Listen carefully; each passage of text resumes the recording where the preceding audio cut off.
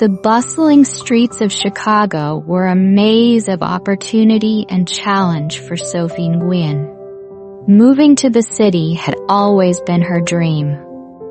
She imagined herself strolling along Lake Michigan, exploring the vibrant neighborhoods, and soaking up the cultural diversity that the city had to offer. But the reality of finding a place to live was quickly tarnishing her excitement.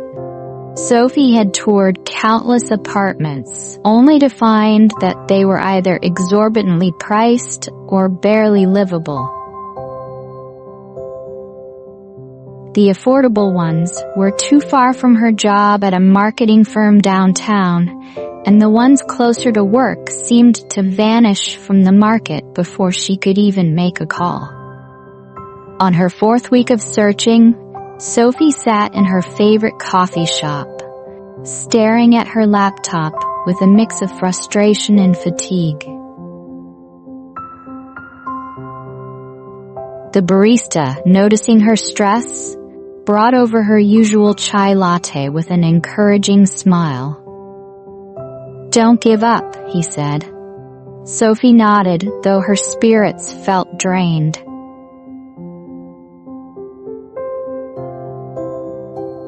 As she scrolled through yet another list of disheartening options, her eyes fell on a handwritten ad pinned to the bulletin board near the entrance. Roommate wanted. Bright 2-bedroom in Lincoln Park. Rent split evenly. Available immediately. Call Ben.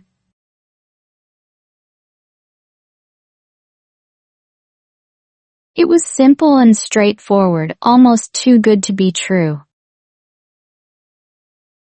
But Sophie hesitated. Moving in with a stranger, especially a male one, felt risky. She'd always envisioned having a female roommate, someone she could bond with over late-night chats or trips to the farmer's market. What if this Ben turned out to be a slob? Or worse, what if he was creepy?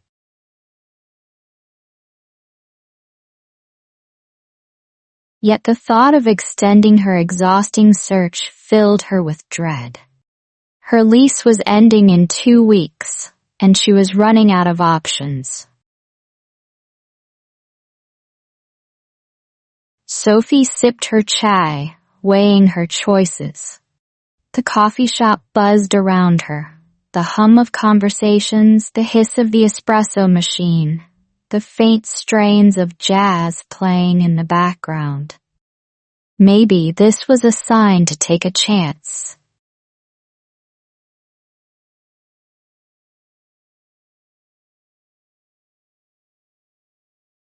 She pulled out her phone and dialed the number. The voice on the other end was warm and friendly, with a hint of surprise that someone had responded to his ad so quickly. They arranged for Sophie to see the apartment the next day.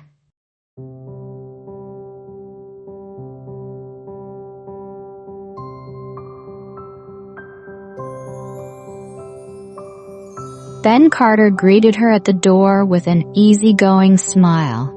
He was in his early 30s, his wavy brown hair slightly tousled, and he radiated a laid-back charm that put Sophie at ease almost immediately. "Hi, you must be Sophie," he said, stepping aside to let her in.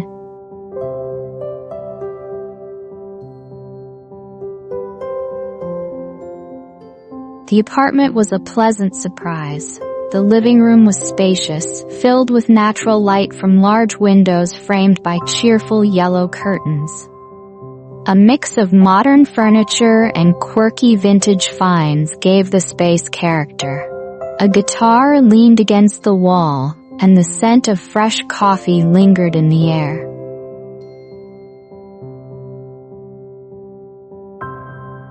"It's not a palace," Ben said, leading her through the kitchen and into the bedrooms, "but it's got character.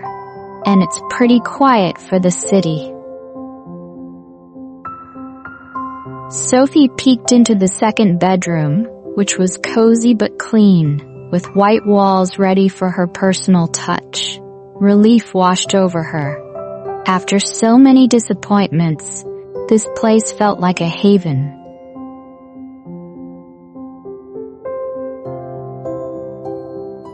"It's perfect," she said, turning to Ben. "I mean, if you're okay with me as a roommate." Ben laughed. "You seem pretty normal, and I promise I'm not a serial killer." Sophie blinked, caught off guard by his humor, and then burst out laughing. "Good to know. I'll move in next week."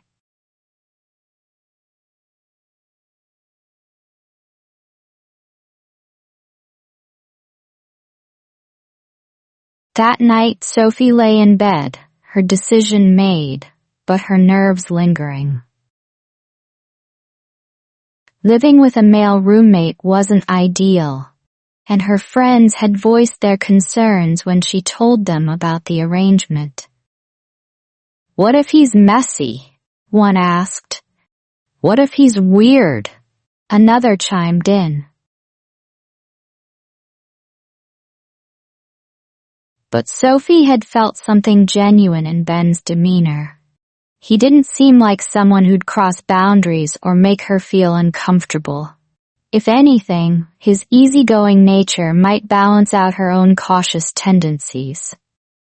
Besides, she told herself this was temporary, just until she could save enough to afford her own place. For now, it was a solution, and she was determined to make it work.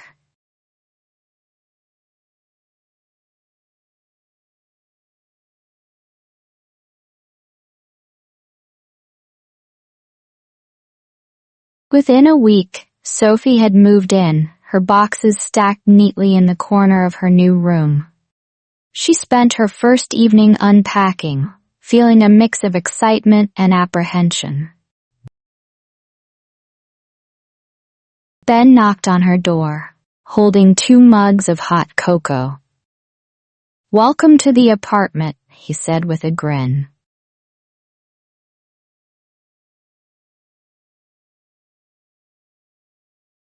As they sat in the living room, chatting about their favorite Chicago spots and trading stories about past roommates, Sophie began to relax.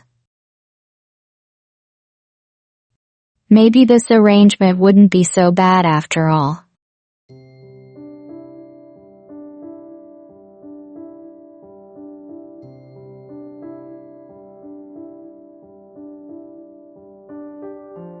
Living with Ben was an adjustment. Sophie quickly discovered his quirks. He played the guitar late into the night, hummed constantly while making coffee, and was inexplicably terrible at folding laundry. Once, she found him trying to balance a basket of wrinkled clothes on one knee while half-heartedly smoothing a shirt with his hand. "Ben," she said, leaning against the doorframe, "you do realize that's not how you fold clothes, right?" He glanced up, grinning sheepishly. "I call it the freestyle method." Sophie rolled her eyes but couldn't suppress a laugh. "Remind me never to ask you to fold anything for me."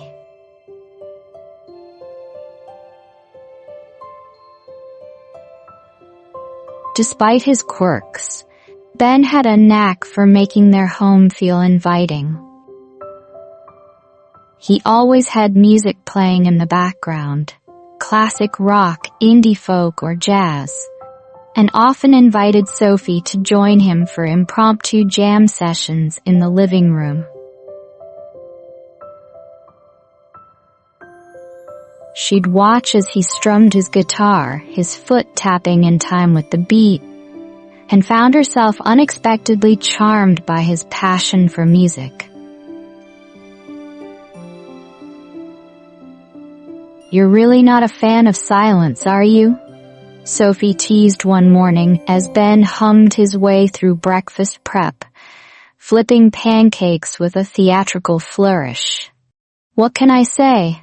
Silence is overrated, he shot back with a grin.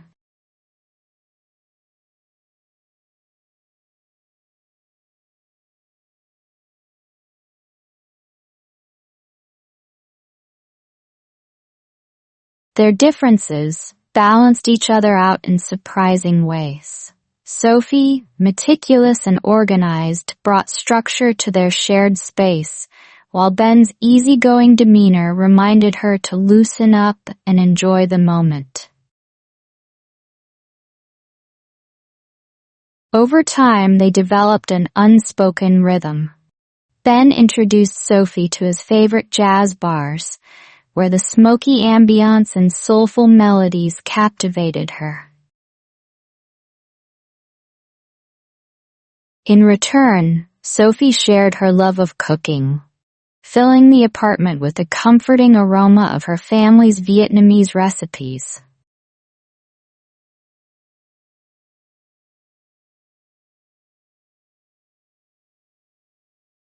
One evening, after Sophie made pho for dinner, Ben leaned back in his chair, a blissful expression on his face.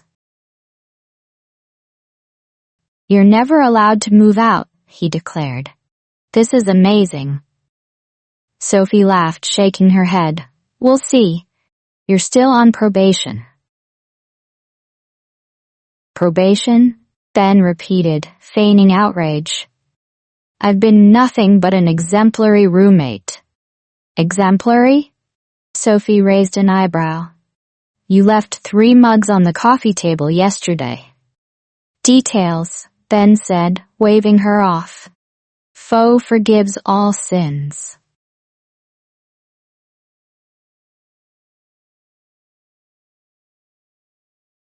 As they laughed together, Sophie felt a warmth she hadn't expected, a sense of ease and companionship that made their unconventional arrangement feel, somehow, just right.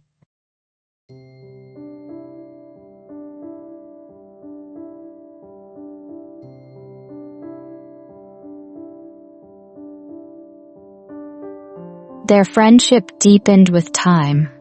Ben supported Sophie through her stressful new job at a marketing firm, offering her advice and a listening ear. Sophie, in turn, became Ben's biggest cheerleader as he worked on a music composition project he'd been dreaming of for years.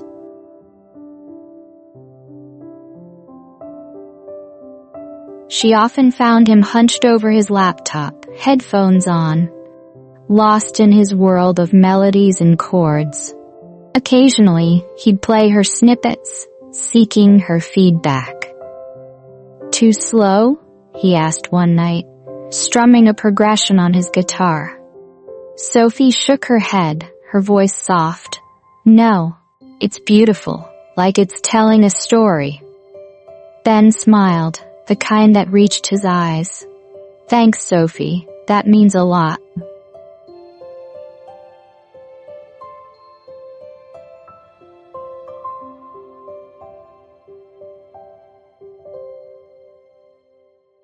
One rainy Saturday, Ben invited Sophie to an open mic night at a cozy local cafe where he was performing. The cafe was warm and inviting, its walls lined with bookshelves and twinkling fairy lights. Sophie found a seat near the front, her heart unexpectedly fluttering as Ben took the stage with his guitar.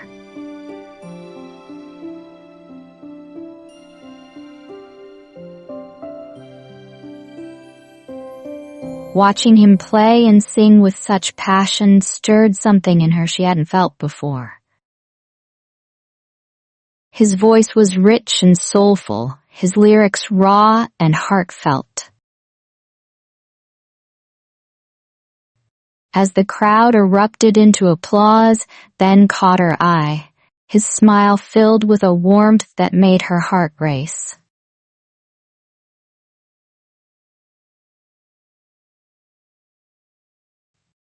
"You were incredible," Sophie said after the performance, her voice sincere.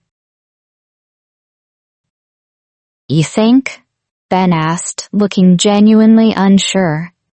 "I know," she said firmly, her cheeks flushing as he held her gaze. Their walk home was quiet at first, the rain a soft patter on the pavement. Sophie hesitated before speaking. "Then, why didn't you tell me you were that talented?" Ben laughed softly. "It's just something I do. I didn't think it mattered that much." "It matters," Sophie said, her voice firm. "What you do matters." He glanced at her, his expression unwritable. "Thanks, Sophie."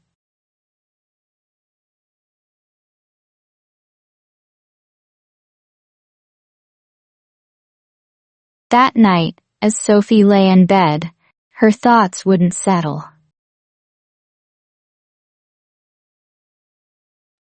The way Ben looked on stage, the way he smiled at her afterward, it felt like something was shifting between them. But what did it mean? And was she ready to find out?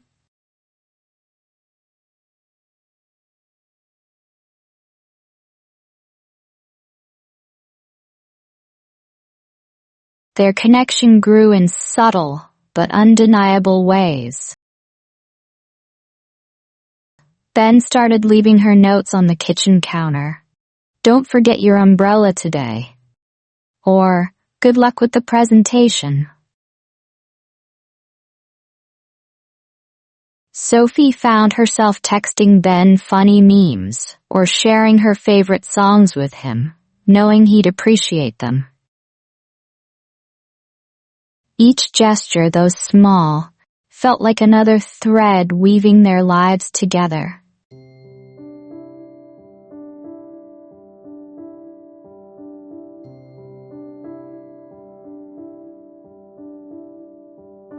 One chilly evening, Ben suggested they go ice skating at the city's outdoor rink. Sophie hesitated. She hadn't skated in years and wasn't eager to embarrass herself in front of him. But Ben's encouragement was hard to resist. "Come on," he said, offering her his hand. "What's the worst that can happen? Besides, I'll catch you if you fall."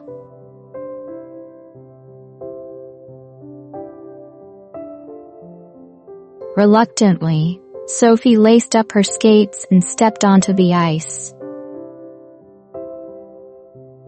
As expected, her first few movements were shaky, and she clung to the railing for balance. Ben skated backward in front of her, his grin as wide as the rink itself. "You've got this," he said, extending a hand.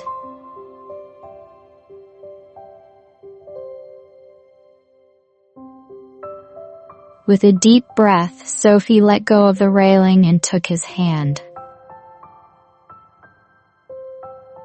They moved slowly at first, Sophie wobbling with each step, but Ben's steady grip kept her upright.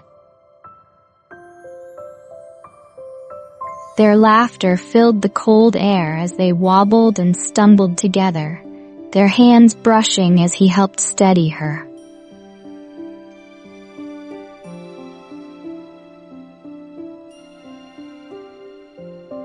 "You're not half bad," Ben teased, his breath visible in the cold air. "And you're not as graceful as you think," Sophie shot back, grinning. Their laughter echoed across the rink, and for a moment, It felt like they were the only two people in the world.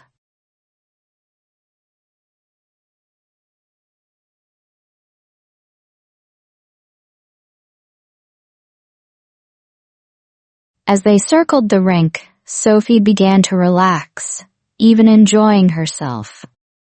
But the tranquility was short-lived.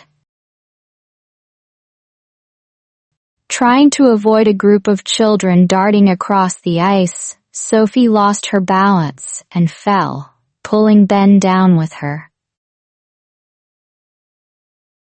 They landed in a heap, Sophie laughing uncontrollably, while Ben groaned dramatically.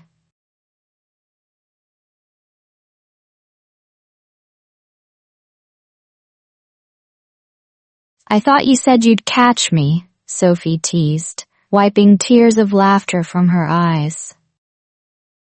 "I didn't think you'd take me down with you," Ben retorted, his tone mock indignant. Despite the fall, neither of them made an effort to get up immediately. Instead, they lay there, their laughter subsiding into comfortable silence as the world moved around them. Ben turned to Sophie, his expression soft. "You're full of surprises, you know that?" Sophie raised an eyebrow, a playful smile tug.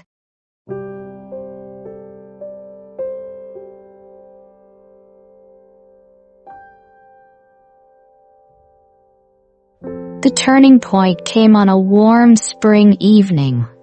Sophie had spent weeks tirelessly organizing a charity gala for her firm. The event was a culmination of late nights, stressful meetings, and countless last-minute changes.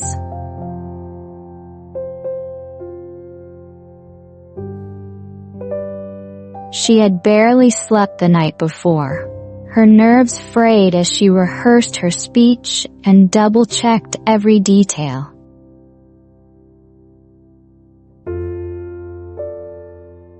When the evening finally arrived, Sophie stood near the entrance of the grand ballroom, greeting guests and silently praying everything would go smoothly.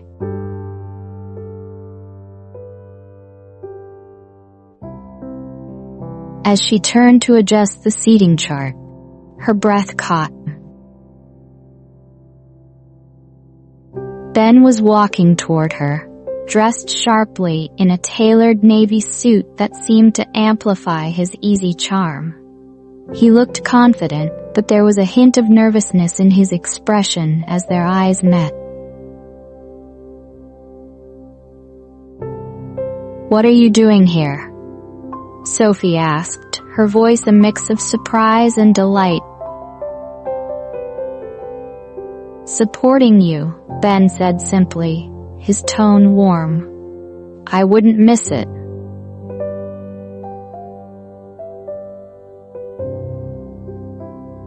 For a moment, Sophie was at a loss for words.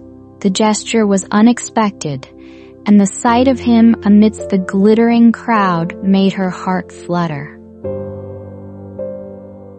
"Thank you," she finally managed, her voice softer than she intended.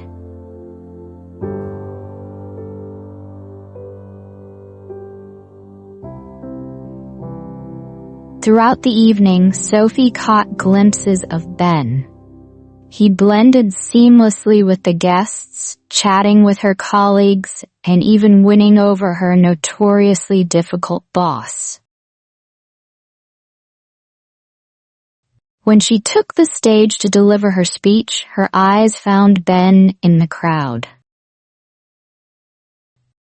His encouraging smile steadied her nerves, giving her the confidence to speak from her heart.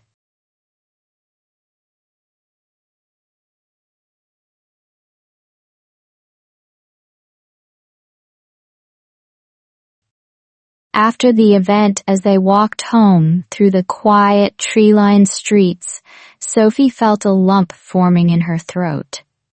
The city's usual hustle seemed muted.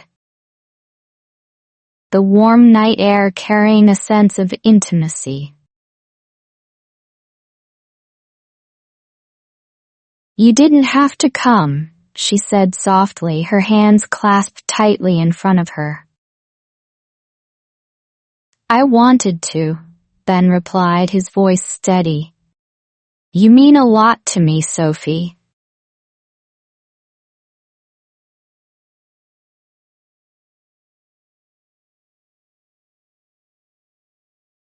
She stopped walking, turning to face him. The streetlights cast a gentle glow on his face, and for a moment the world around them seemed to pause. "Ben, what are we doing?" He hesitated, his brow furrowing slightly before a smile broke through. "I don't know, but I know I don't want to lose this." Sophie nodded, her heart pounding. "Me neither."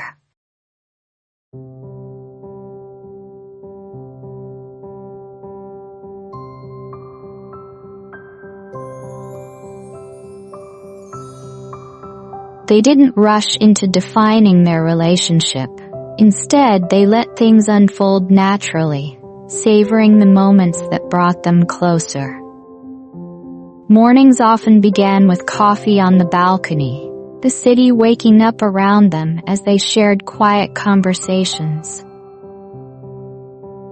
On weekends, they took spontaneous road trips, exploring small towns and hidden trails, their laughter filling the car as they sang along to Ben's favorite playlist.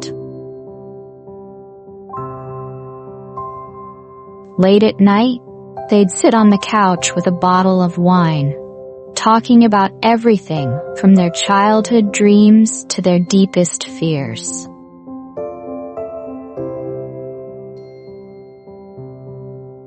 Sophie learned about Ben's struggles with self-doubt as a musician, and Ben discovered Sophie's insecurities about proving herself in her demanding career.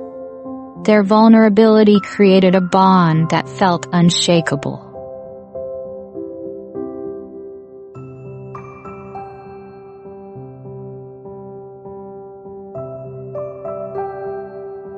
One summer evening, as they sat on the rooftop of their building, watching the city skyline, the air was filled with the faint hum of distant traffic and the occasional chirp of crickets. Sophie leaned back against the railing, her gaze fixed on the twinkling lights that stretched endlessly before them.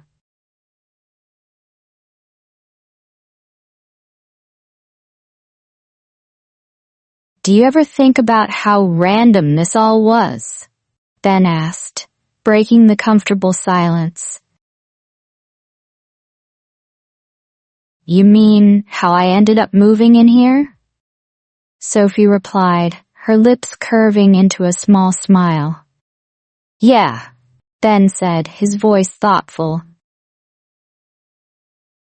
"If you'd chosen a different listing, or if I'd rented to someone else, we never would have met."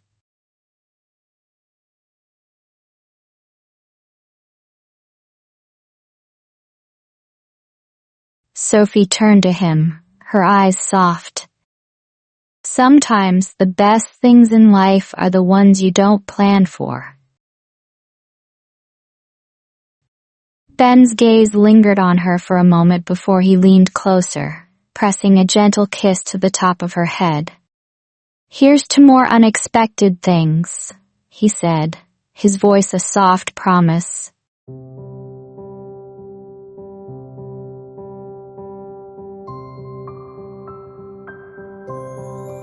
As the city lights sparkled around them, Sophie felt a deep sense of gratitude. What began as a practical arrangement had transformed into something extraordinary. Their journey from strangers to roommates to soulmates taught her that love has a way of finding you when you least expect it, and that sometimes taking a chance on the unknown leads to the most beautiful rewards.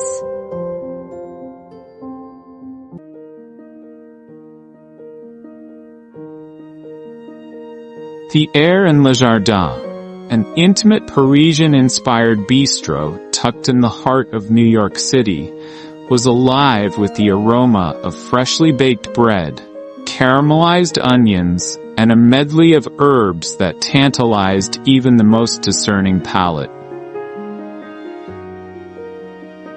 The soft glow of candlelight danced across the restaurant's rustic wooden tables, while murmurs of conversation and the gentle clink of silverware created a symphony that only heightened the allure of the evening.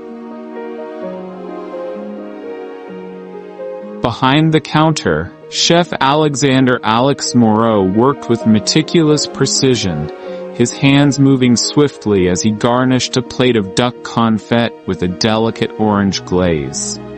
Every movement was deliberate, a ballet of practiced skill and creative passion. The kitchen was his stage, the dishes his masterpiece. For Alex, food was more than sustenance. It was an expression of his soul, a language he used to tell stories and evoke emotion. Tonight, however, the usual harmony in his kitchen was tinged with tension. Alex had poured his heart into Le Jardin since the day its doors first opened. It was his dream realized, a sanctuary where he could create, experiment, and connect with others through his culinary creations. The restaurant's reputation had steadily grown, its tables often filled with loyal patrons who reveled in Alex's artistry. But tonight, a shadow loomed over the warm, inviting atmosphere. The rumor had spread like wildfire among the staff. Natalie Blake, the city's most feared and revered food critic, was dining in the corner booth. Her presence, shrouded by an oversized menu, was unmistakable.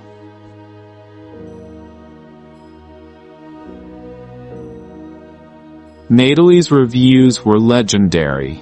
Her sharp wit and unflinching honesty, capable of elevating a restaurant to stardom or condemning it to obscurity. For chefs across the city, her approval was the ultimate validation, and her disapproval, the harshest critique.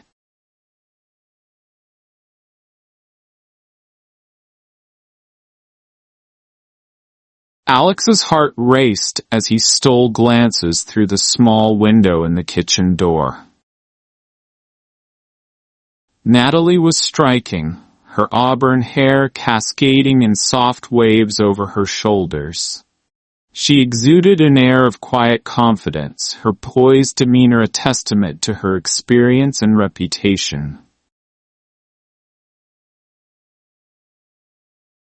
Yet, it wasn't her appearance that commanded Alex's attention. It was the notepad and pen resting on the table beside her wine glass. They were tools of her trade, but to Alex, they held the weight of his career. "Chef, table 3's order is up," a sous chef called, jolting Alex from his thoughts.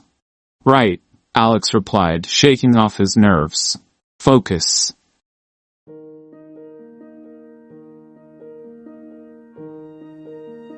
He turned his attention back to the dish in front of him, ensuring every element was perfect. Tonight wasn't just about impressing a critic. It was about proving that his cuisine had heart, that it could transcend the plate and create an experience.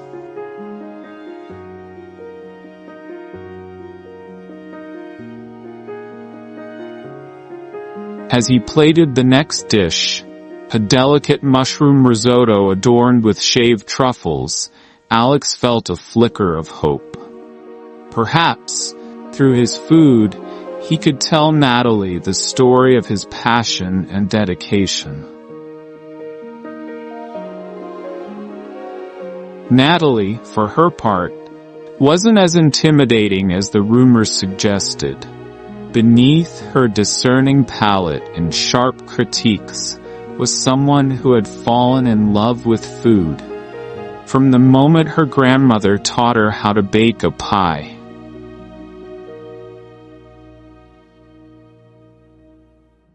She reveled in the stories behind the dishes she tasted, seeking the soul in every bite.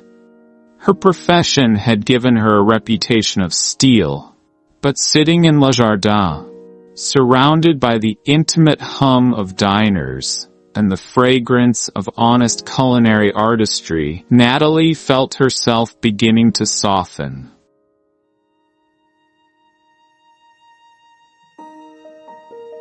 When the mushroom risotto was placed before her, Natalie hesitated, taking a moment to absorb its presentation. The creamy mound of rice was perfectly cooked, the earthy aroma of truffles wafting upward and mingling with the subtle nuttiness of parmesan.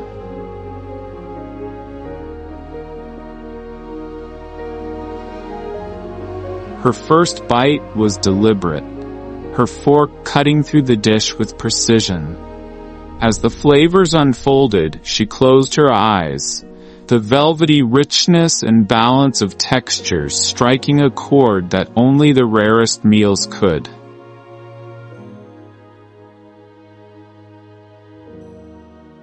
Her professional veneer cracked, just for a second.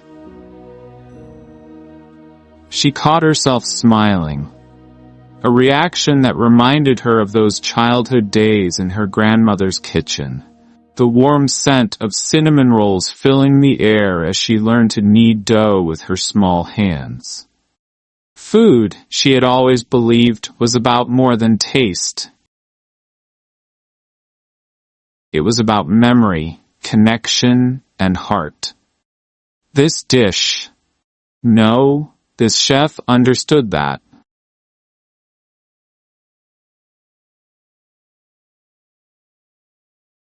The evening unfolded like a symphony, each dish a perfectly timed movement in a grand culinary narrative.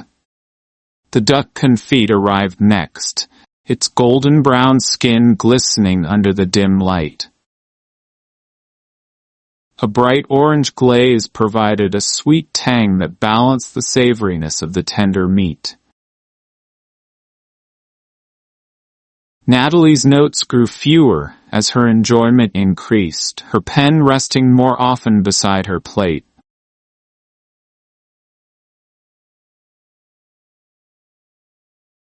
Then came the seared scallops, each one a jewel resting on a bed of vibrant asparagus puree. Their delicate crust gave way to a buttery interior that melted on her tongue, a testament to the chef's mastery.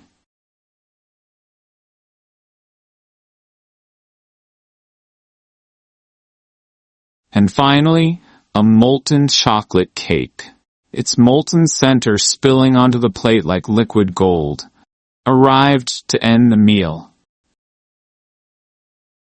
It was so decadent it felt almost sinful, a perfect crescendo to an extraordinary dining experience.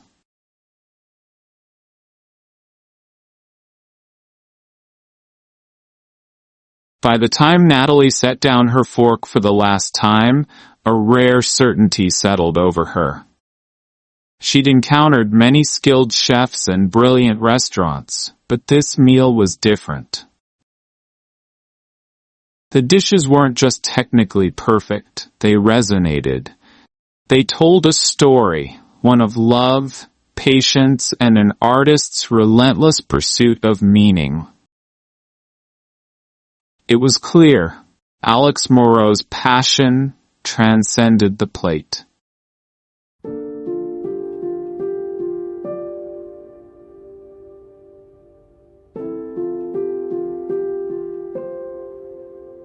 The next day, Alex's world tilted.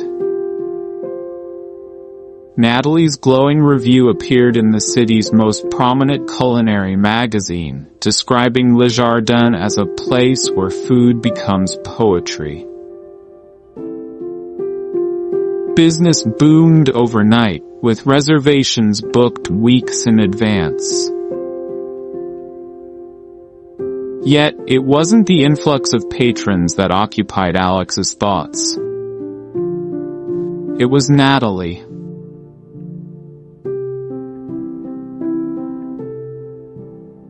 He couldn't shake the image of her sitting in the corner booth, her expression softening with each bite, or the way her pen had come to rest beside her plate as if surrendering to the experience.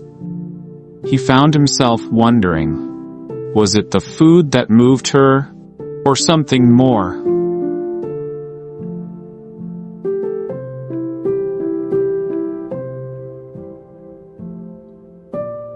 To Alex's surprise, Natalie returned the following week. This time, she sat at the counter, her presence impossible to ignore. Dressed in a simple blouse and jeans, she looked far from the formidable critic she was reputed to be. Her auburn hair framed her face softly, and her eyes held a warmth that caught Alex off guard.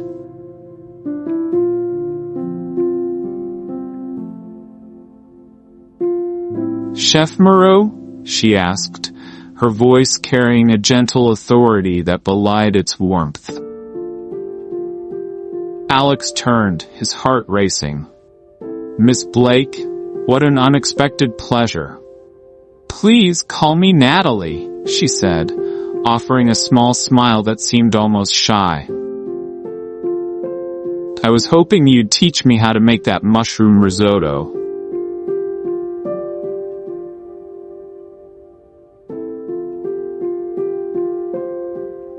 For a moment, Alex was speechless. Critics didn't ask for recipes, not serious ones anyway.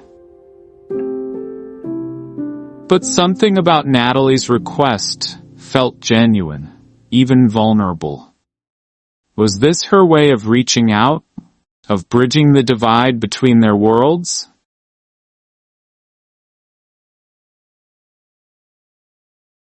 "I'd be honored," he replied, leading her into the kitchen. The bustling atmosphere seemed to fade as Alex guided Natalie through the intricacies of his craft. Her hands were tentative at first, unused to the precision required, but her determination was evident.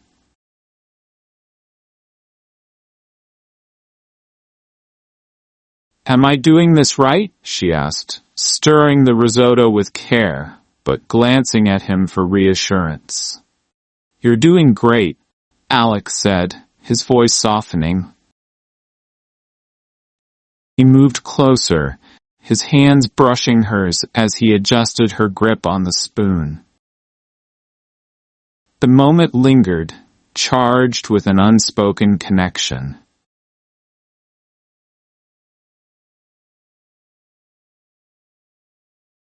As the risotto neared perfection, their conversation shifted from technique to the stories that had shaped them.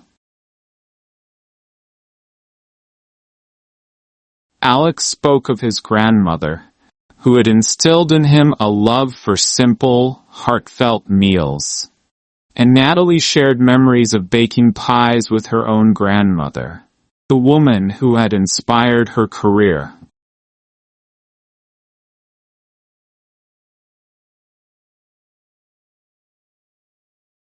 By the time they finished, the kitchen felt warmer, not just from the heat of the stove, but from the bond that had begun to form. They plated the risotto together, and when Natalie took her first bite, her eyes lit up with genuine delight. "This," she said, savoring the flavors, "isn't just a dish. It's a story." Alex smiled, his heart full. That's all I've ever wanted to create.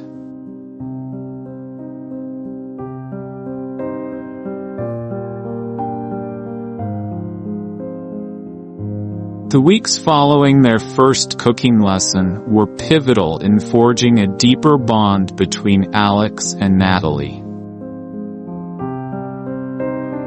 While their initial connection had been sparked by food, it grew in the shared moments that came after. Moments that had nothing to do with kitchens or reviews, and everything to do with discovering who they were beyond their professions.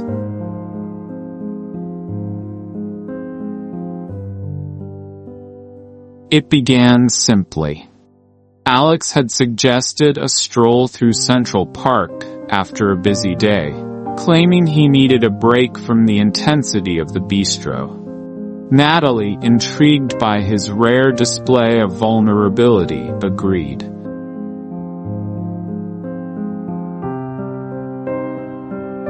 The park was alive with the sounds of laughter, joggers' rhythmic footsteps, and the occasional bark of a dog.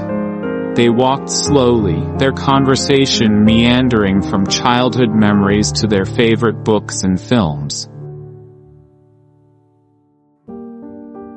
You know, Natalie said, kicking a stray pebble along the path, you're not what I expected. Is that a compliment?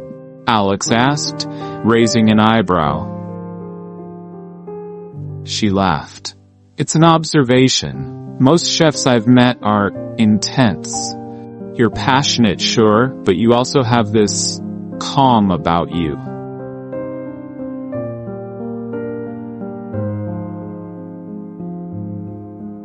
Alex shrugged. Cooking centers me. I guess I've learned to channel my energy into the food, not the chaos around it. He paused, glancing at her.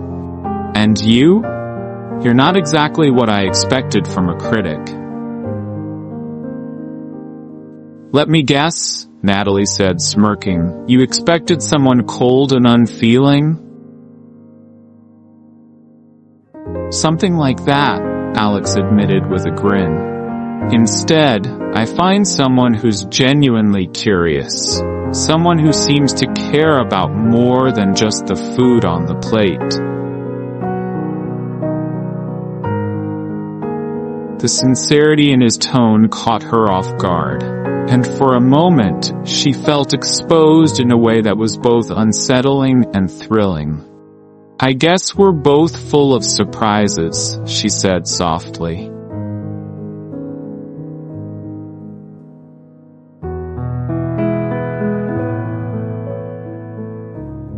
Their outings became more frequent after that. On one particularly crisp autumn morning, Alex invited Natalie to a local farmer's market.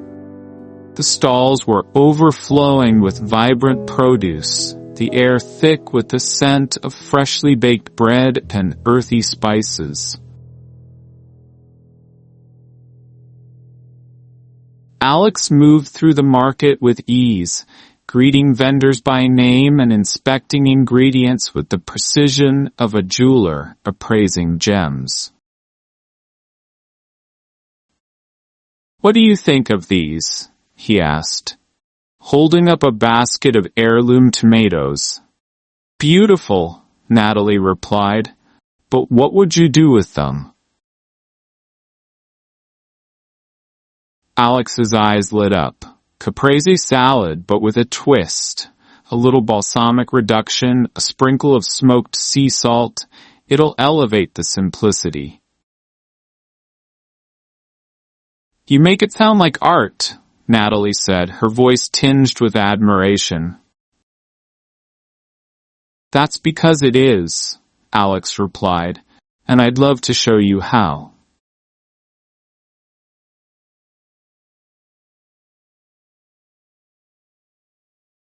Their shared experiences weren't always centered on food. One evening, after a long day, Alex suggested they attend an outdoor jazz concert in Washington Square Park. They sat on a blanket under the stars, the smooth melodies weaving around them like a warm embrace.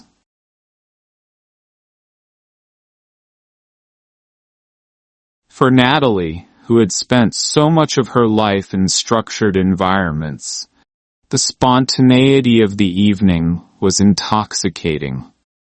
"Do you always do this?" she asked, leaning back on her hands as the music played. "Do what? Find the beauty in everything?"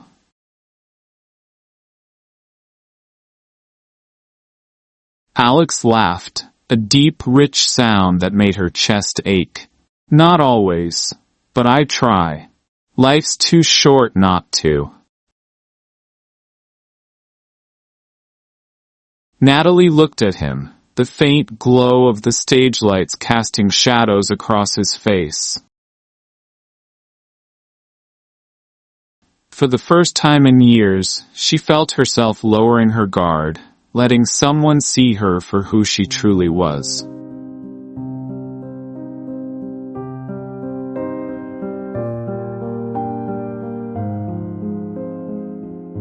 As the weeks passed, their connection deepened. They texted late into the night about everything from the best way to prepare a souffle to the absurdity of reality TV. They spent hours wandering through the city, discovering hidden gems, a tiny bookstore, a hole-in-the-wall cafe with the best espresso Natalie had ever tasted.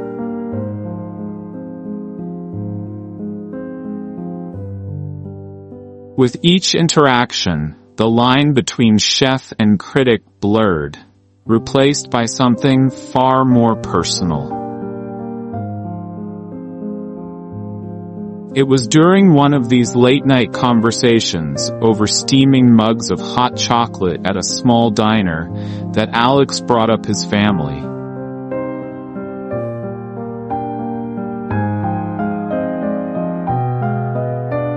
"You'd love them," he said, his voice warm.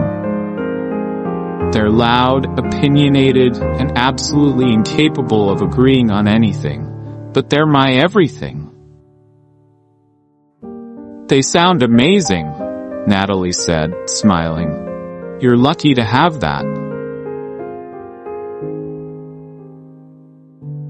"You should meet them," Alex said suddenly, his words surprising even himself. Natalie blinked, taken aback. "Meet them?" "Yeah," Alex said, his confidence returning. "Come to Sunday dinner.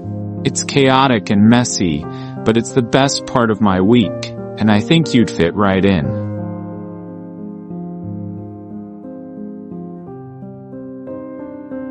Natalie hesitated, the weight of the invitation settling over her. It wasn't just a casual offer.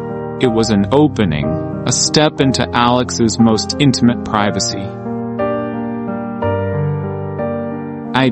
I'd like that," she said finally, her voice quiet but sincere.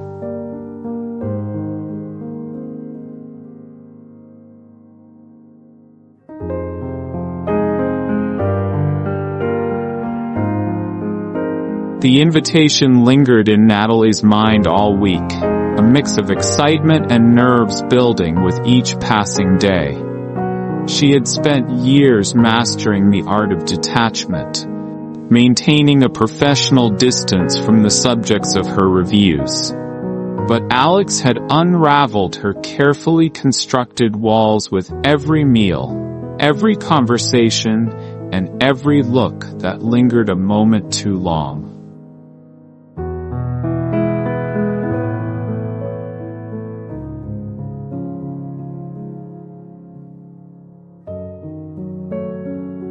When Sunday arrived, Natalie stood outside the Morrow family home, clutching a bouquet of sunflowers she had picked up on a whim. The door opened, and there was Alex, his smile as warm as the light spilling from the windows behind him. "Ready?" he asked, offering his hand.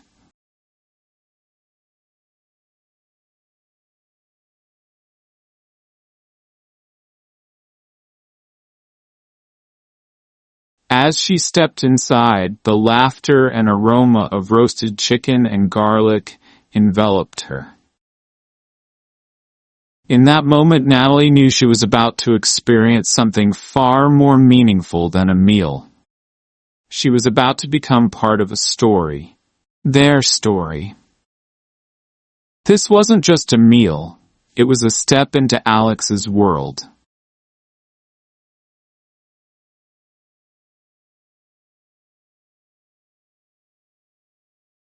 "Come in.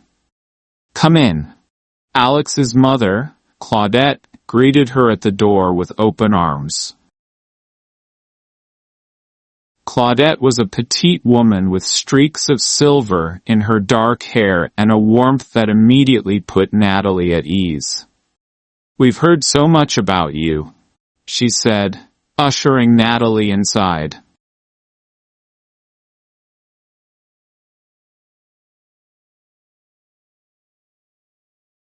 The house was alive with chatter and the aroma of roasted chicken, garlic potatoes, and freshly baked bread.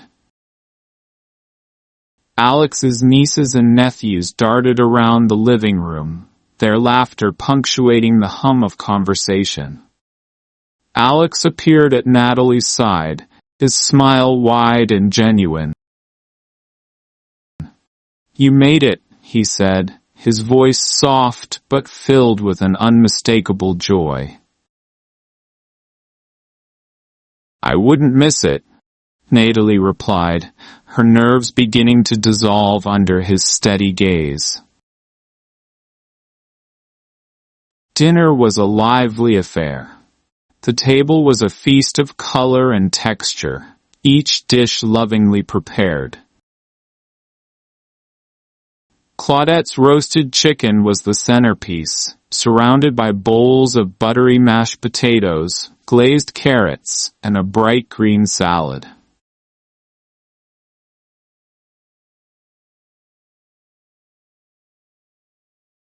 Natalie found herself caught up in the rhythm of the meal, passing plates, refilling glasses, and laughing at stories of Alex's childhood misadventures. "So, Natalie," Claudette began, leaning in with a conspiratorial smile, "what did you think of Alex's mushroom risotto? It's been his pride and joy since he was 20.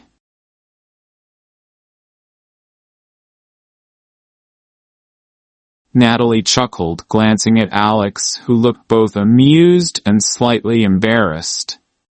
"It was extraordinary," she said honestly. "But I think the chef himself might be the real secret ingredient." The table erupted into teasing laughter, and Alex shook his head, his cheeks tinged with pink. "I'll take that as a compliment," he said, his eyes meeting hers in a moment of shared warmth.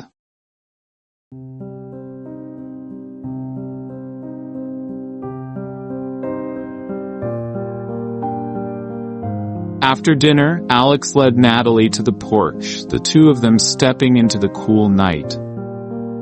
The sky was a canvas of stars, and the distant sound of crickets filled the air. They stood in comfortable silence for a moment before Alex spoke. "They love you," he said, his voice soft but certain. "They're wonderful," Natalie replied, her heart full. "This whole evening has been perfect." Alex hesitated, his gaze fixed on the horizon.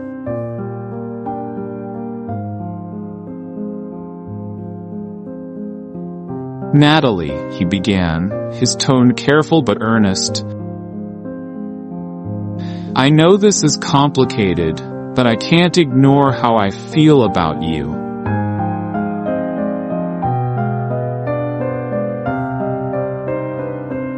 Natalie turned to him, her eyes searching his face.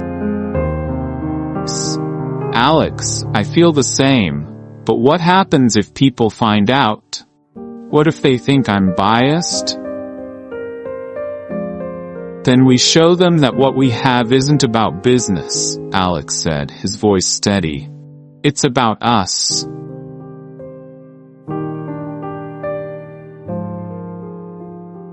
Natalie felt her usual guardedness waver, replaced by a vulnerability she hadn't allowed herself to feel in years.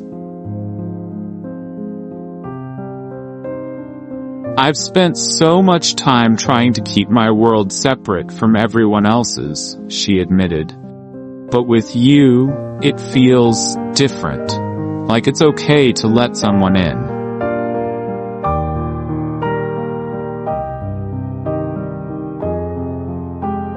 Alex took her hand, his touch grounding her in the moment. I don't want you to keep me out, he said simply. I want to be part of your world.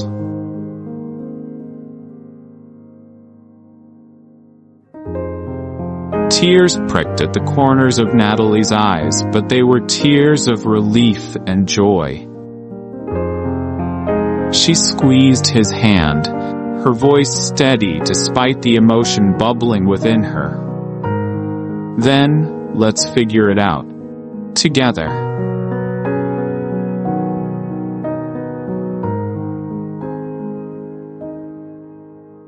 As they stood there under the stars, the laughter and warmth of the evening still lingering in the air, Natalie realized that this wasn't just a turning point in their relationship.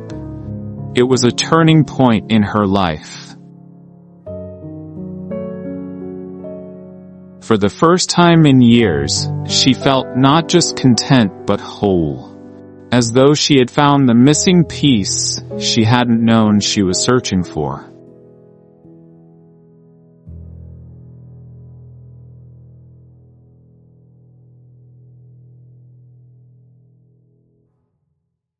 Their relationship grew in secret at first, filled with stolen moments and quiet dinners. But love has a way of demanding the light, and soon, whispers began to circulate.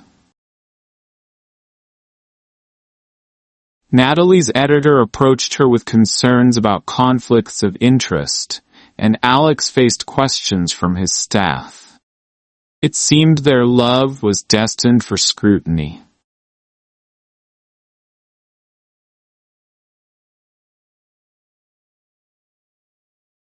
In a bold move, Natalie decided to write an open letter to her readers. Published in the same magazine that had brought her acclaim, the letter shared her journey from critic to admirer, and finally, to someone who had found love through food.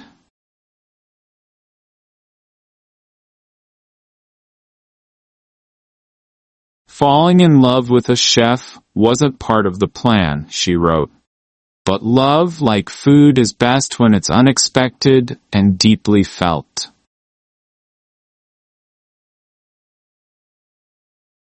The response was overwhelming.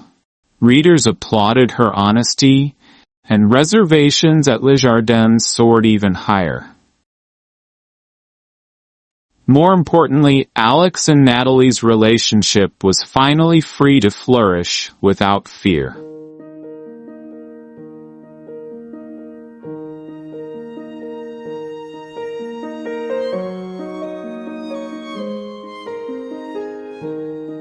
Months later, on a crisp autumn evening, Alex closed Le Jardin early for a special occasion. The restaurant was empty save for a single table in the center of the room, adorned with candles and delicate flower arrangements. In the center of the table sat a steaming plate of mushroom risotto.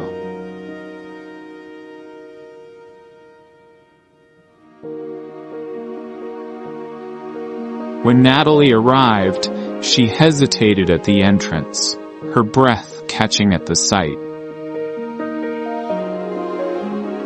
Alex appeared from the kitchen, wiping his hands on a towel, his expression a mix of nervousness and anticipation. "What's all this?" Natalie asked, her voice tinged with both awe and amusement. Alex stepped forward, the warm light of the bistro casting a golden glow around them. "This," he began, gesturing to the table, "is where everything started, and I thought it was the perfect place to begin something new."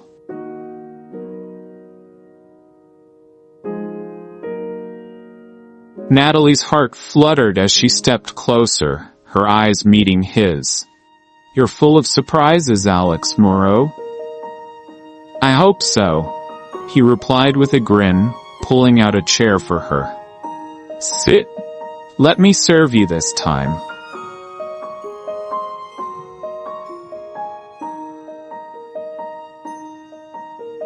As they shared the meal, laughter and conversation flowed as effortlessly as it had in the months leading to this moment. They spoke of dreams, of new recipes Alex wanted to try, and of Natalie's plans to write a book not about critiques, but about the stories behind the food she'd encountered.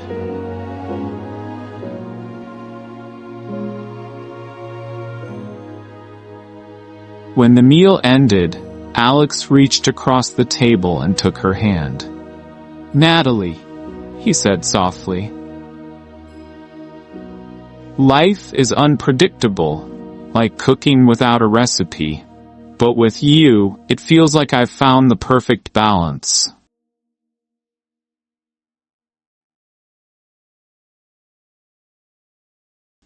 Natalie smiled, her heart full.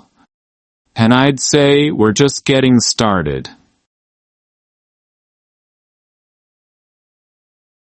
As they left the bistro that night, walking into the crisp autumn air, their future was unwritten but filled with promise.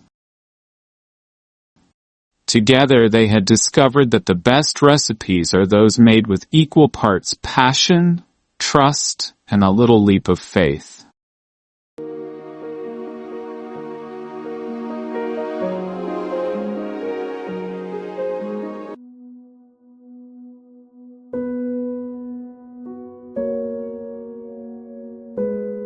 The city was alive in a way that only it could be. Vibrant, chaotic, and unyielding. New York's streets pulsed with energy as a kaleidoscope of people weaved their stories together amid blaring horns, the scent of roasted chestnuts from street vendors, and the chatter of countless conversations.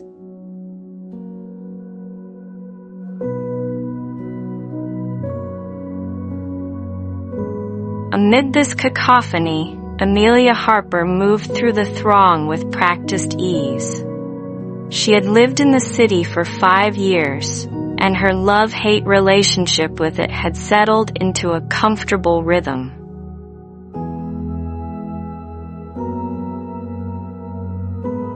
An editor at a mid-sized publishing house, her days were consumed by manuscripts and deadlines. Her solace came in the form of her evening walks through Bryant Park, where she could lose herself among the greenery and the hum of the city's quieter moments.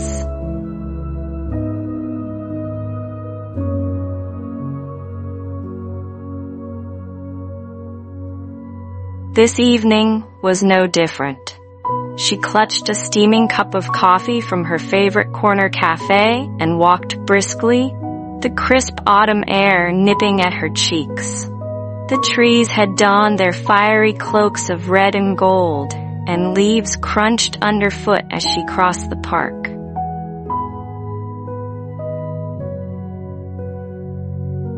But tonight, the usual comfort she found in her routine eluded her. Something about the day had left her feeling adrift, as though she was standing still while the world surged forward. It was then she noticed him.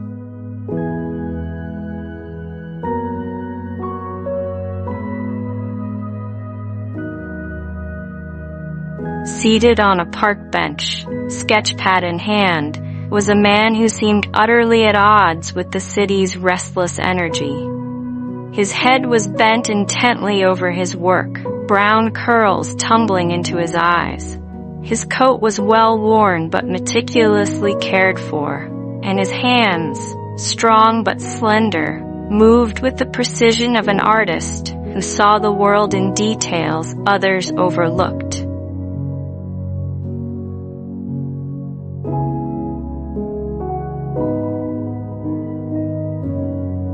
Curiosity tugged at Amelia.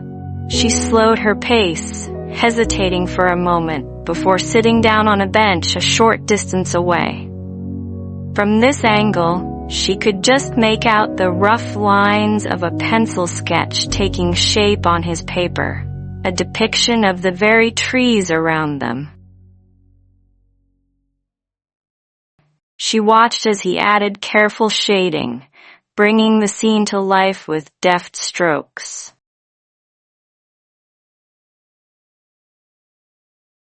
For reasons she couldn't quite explain, she spoke. Beautiful work. The man's head snapped up, startled. His green eyes met hers, and for a heartbeat, the world seemed to pause. "Oh," he said, a smile breaking across his face. "Thank you. I didn't realize I had an audience." Amelia smiled back, a little embarrassed by her impulsiveness. "Sorry to interrupt. I couldn't help but notice. It's really lovely."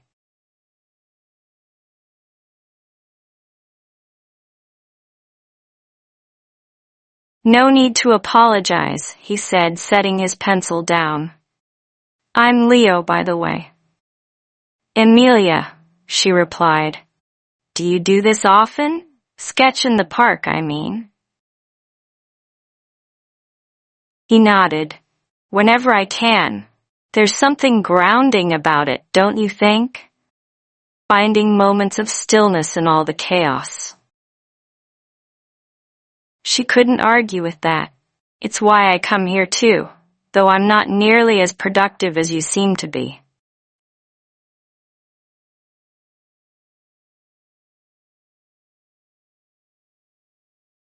They laughed, and what began as a chance encounter quickly unfolded into an unexpected conversation.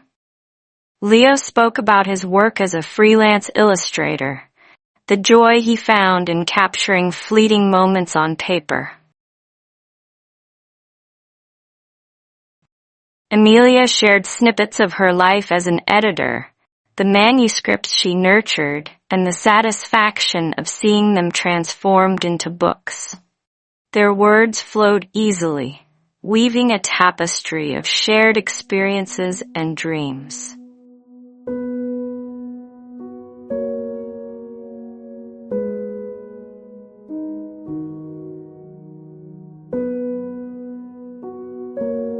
As the minutes turned into an hour, the chill in the air deepened. Amelia glanced at her watch, surprised at how much time had passed. "I should probably get going. It's getting late." Leo nodded, though there was a flicker of disappointment in his eyes. "Right, of course." He hesitated, then said, "I'd love to show you more of my sketches sometime, if you're interested."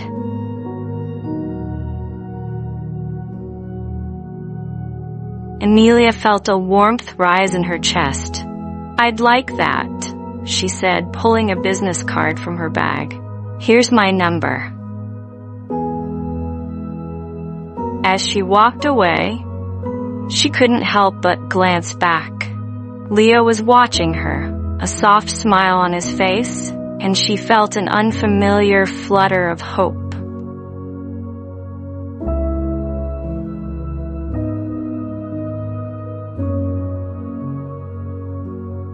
Over the weeks that followed, their lives became intertwined.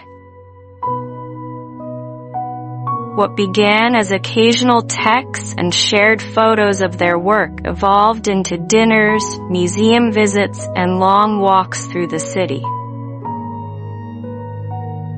Each meeting revealed more of who they were, peeling back the layers of their guarded hearts.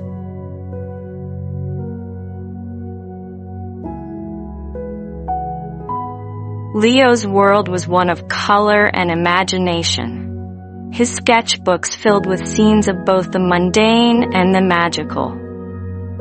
Amelia, in turn, shared her love of words, introducing him to novels that stirred her soul and passages that lingered in her mind. One evening, as they strolled along the High Line, Amelia turned to him. "Why do you sketch?" she asked. He considered the question for a moment. "I think it's my way of holding on to things," he said. "The city moves so fast, and people forget so easily. But when I sketch something, it stays. It becomes part of me." Amelia nodded, understanding more than she could articulate. "It's beautiful, Leo, the way you see the world."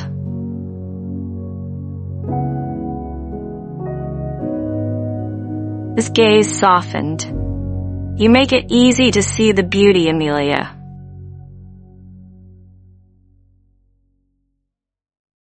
The words hung in the air, their meaning unspoken but undeniable. In that moment, beneath the glow of the city lights, something shifted between them.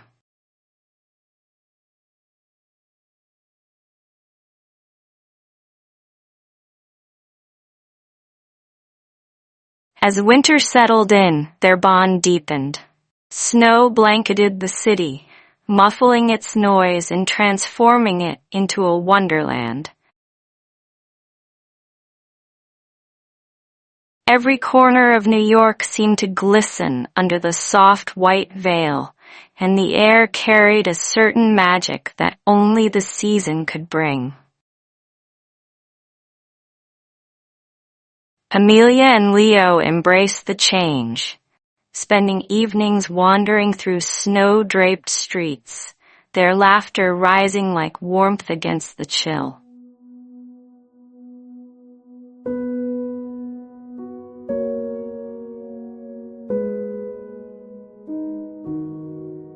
On Christmas Eve, a particular hush had fallen over the city.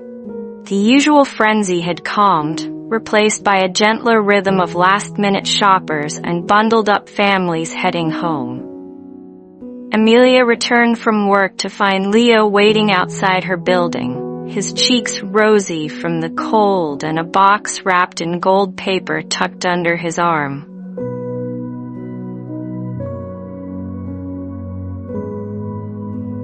"What's this?" she asked, her curiosity piqued. "Patience," he said with a playful grin. "Come with me." He led her to Bryant Park, their familiar haven now transformed into a winter wonderland. Twinkling lights adorned the trees, and an ice skating rink buzzed with laughter and music.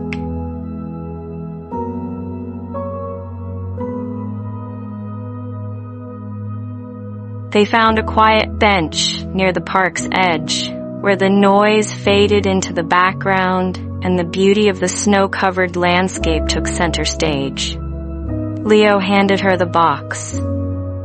"Open it."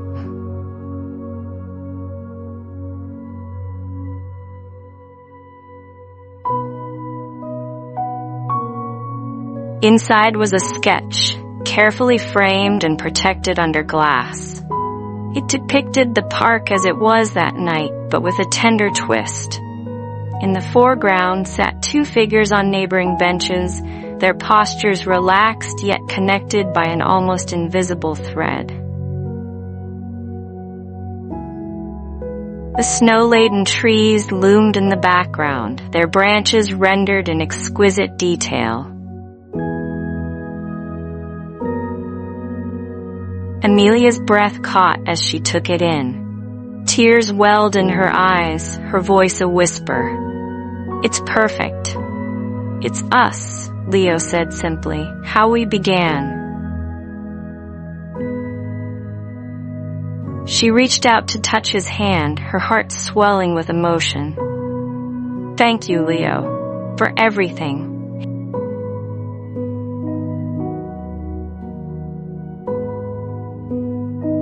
His gaze met hers, filled with warmth and a quiet intensity. "You've given me everything, Amelia. This is just my way of saying I see you. I'll always see you."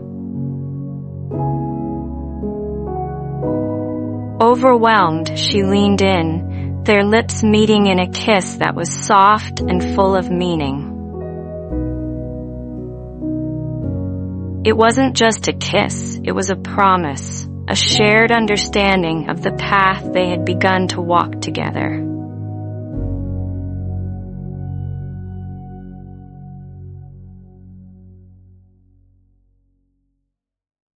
They stayed there for a long while, the world around them fading into a blur of lights and snow.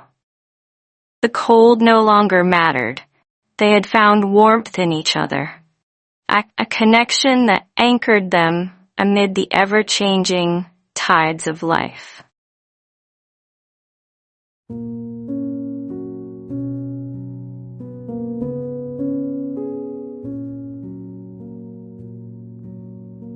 But life, as it often does, had its own plans.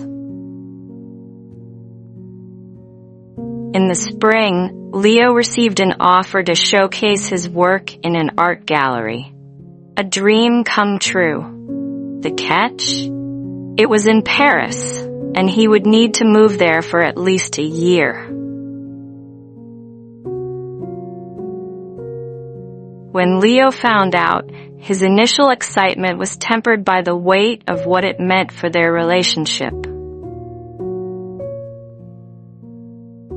He spent days rehearsing the conversation in his head, but no amount of preparation made it easier.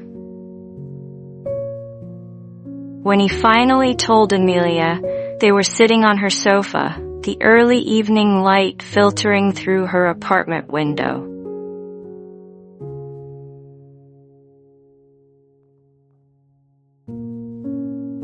"I got an offer," Leo began, his voice tinged with both excitement and trepidation. "An art gallery in Paris wants to showcase my work." Amelia's face lit up at first, her genuine happiness for him unmistakable. "Leo, that's incredible. Paris is the dream for any artist."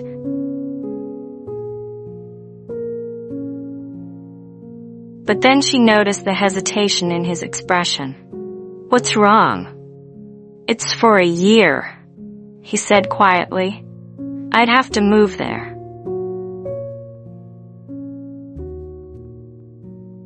The weight of his words settled over them like a heavy blanket.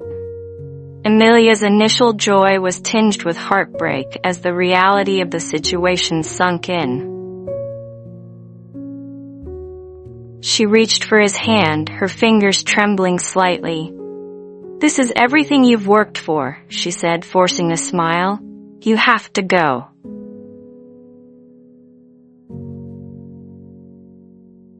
Leo's brows furrowed, his voice raw with emotion. "But what about us?"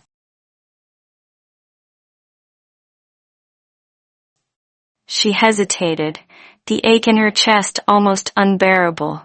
She wanted to say something comforting, something that would ease his pain and her own, but the words caught in her throat. Finally, she managed. "We'll figure it out. Long distance, letters, visits. We'll make it work."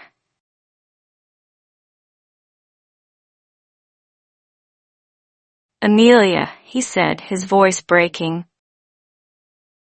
"I don't want to lose you."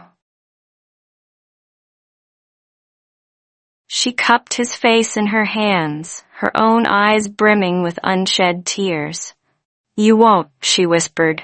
"We'll find our way."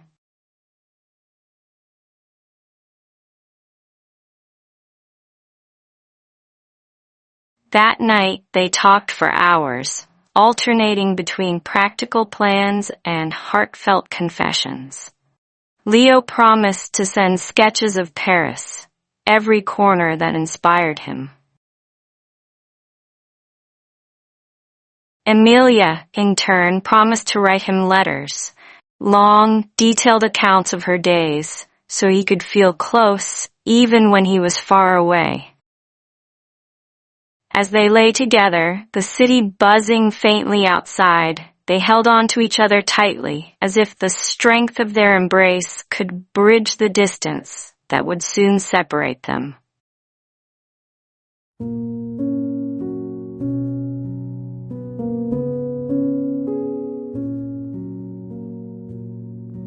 The months that followed tested them in ways they hadn't anticipated. Time zones, busy schedules, and the ache of physical distance made their connection both precious and precarious. Yet through it all, they clung to the love that had blossomed so unexpectedly. Leo sent sketches of Paris, its streets, its people, its hidden corners. Amelia responded with letters filled with stories and snippets of her days, her words carrying the warmth of her presence across the ocean.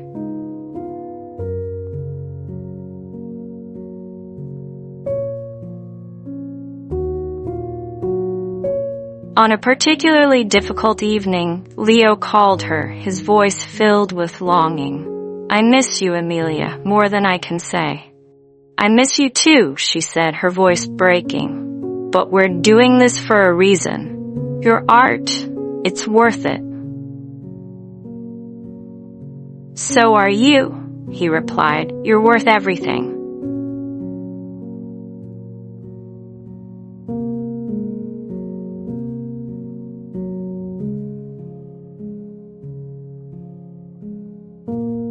A year passed, and Leo's exhibit was a resounding success.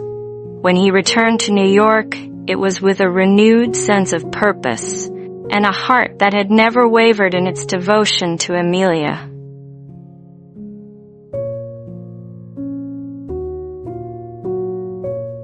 When Leo stepped off the plane at JFK, his heart raced with anticipation. He had thought of this moment countless times, replaying the reunion like a scene from a movie. Amelia was waiting in the arrivals lounge, her face lighting up the moment she spotted him.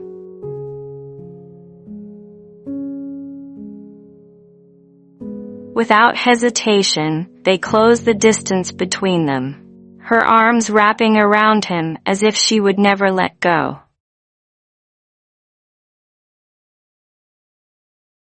"You're here," she whispered, her voice trembling with emotion. "I'm here," he replied, holding her tightly. "And I'm not going anywhere."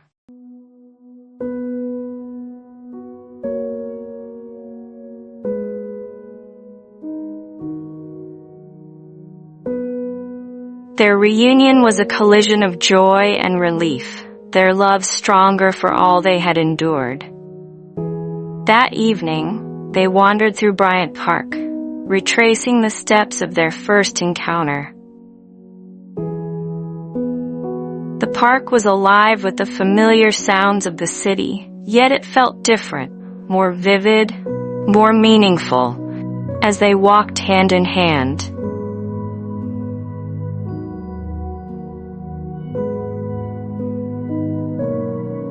Leo paused near their favorite bench, pulling Amelia close.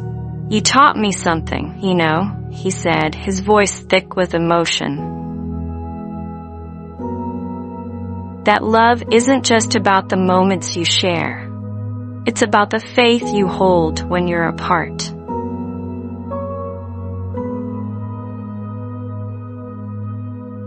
Tears glistened in Amelia's eyes as she smiled. And you taught me that sometimes the best stories are the ones you don't see coming.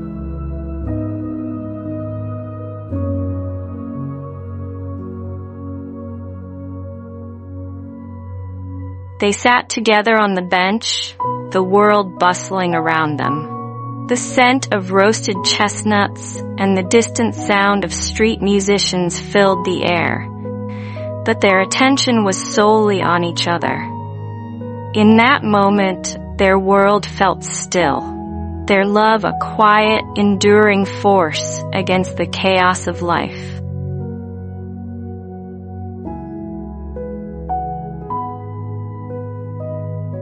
Leo reached into his bag and pulled out a sketchbook. "I want to show you something," he said, flipping to a page he had saved just for her. It was a sketch of the two of them, sitting on this very bench, rendered with the same tender detail he had used a year earlier. Amelia's hand flew to her mouth. "Leo, it's beautiful."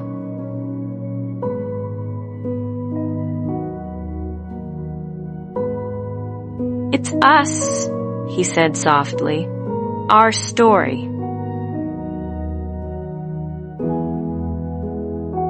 Their fingers intertwined as they sat there, letting the city's rhythm carry on around them. They didn't need words.